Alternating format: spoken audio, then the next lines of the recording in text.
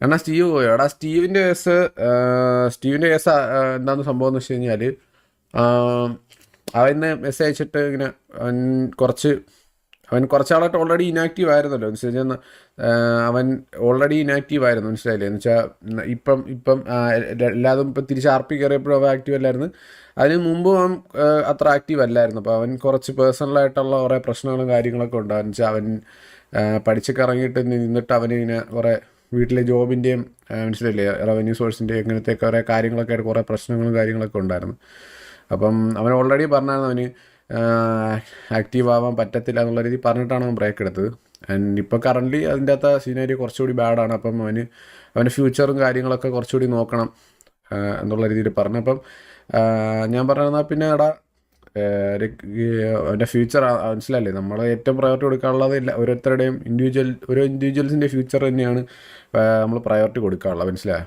അപ്പം ഞാൻ പറഞ്ഞടാ നീ എന്തായാലും മനസ്സിലായി നിൻ്റെ ഫ്യൂച്ചറിന് ആദ്യം പ്രയോറിറ്റി കൊടുക്കുക. അതിനെന്താണോ നിനക്ക് ചെയ്യാൻ പറ്റുന്നത് അത് നോക്കിയിട്ട് നീ ചെയ്. അതിനനുസരിച്ചുള്ള ഡിസ്റ്റൻസ് എടുക്കാനായിട്ട് ഞാൻ പറഞ്ഞു. നല്ല രീതിയിൽ തന്നെ എല്ലാം, വേറെ സീനും കാര്യങ്ങളൊന്നും ഇല്ല ഗൈസ്, അങ്ങനെ വേറെ പ്രശ്നമോ കാര്യങ്ങളോ ഒന്നുമില്ല.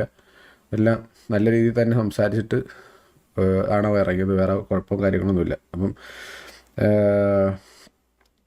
അല്ലാതെ മനസ്സിലായോ, ആരും വേറെ റോങ് ആയിട്ട് കാര്യമൊന്നുമില്ല. ആരുമായിട്ടും പിണക്കവും വഴക്കവും അങ്ങനത്തെ പ്രശ്നമൊന്നുമില്ല. നല്ല രീതിയിൽ തന്നെ അവൻ പറഞ്ഞാണ്. അവൻ കുറച്ച് ആളായിട്ട് അവൻ ആർ പിയിൽ ഇനാക്റ്റീവ് ആയിരുന്നു. അവന് കുറേ പ്രശ്നങ്ങളൊക്കെ ആയിട്ട് നിൽക്കുകയാണ്. അവൻ്റെ വീട്ടിൽ കുറേ സീനുകളൊക്കെ ഉണ്ട്. അവന് മനസ്സിലായോ, അവൻ്റേതായ പേഴ്സണലായിട്ടുള്ള ഇഷ്യൂസ് ഉണ്ട്. അപ്പം അങ്ങനെ വരുമ്പോൾ നമ്മൾ മനസ്സിലായില്ലേ അവൻ്റെ സിറ്റുവേഷൻ മനസ്സിലാക്കട്ടെ ഗീസ്. അപ്പോൾ അതുകൊണ്ട് ഞാൻ പറഞ്ഞോടാ, നിൻ്റെ പേഴ്സണലായിട്ടുള്ള കാര്യം ആദ്യം പ്രയോറിറ്റി കൊടുക്കുക. അതിന് തന്നെ ഫസ്റ്റ് പ്രയോറിറ്റി കൊടുത്തിട്ട് നീ എന്താണോ ശരി അതനുസരിച്ച് നിനക്ക് ബെറ്റർ എന്നതായിട്ടുള്ള ഡിസിഷൻ എടുക്കുന്നു ഞാൻ പറഞ്ഞു, മനസ്സിലായി? അതാണ് സംഭവം.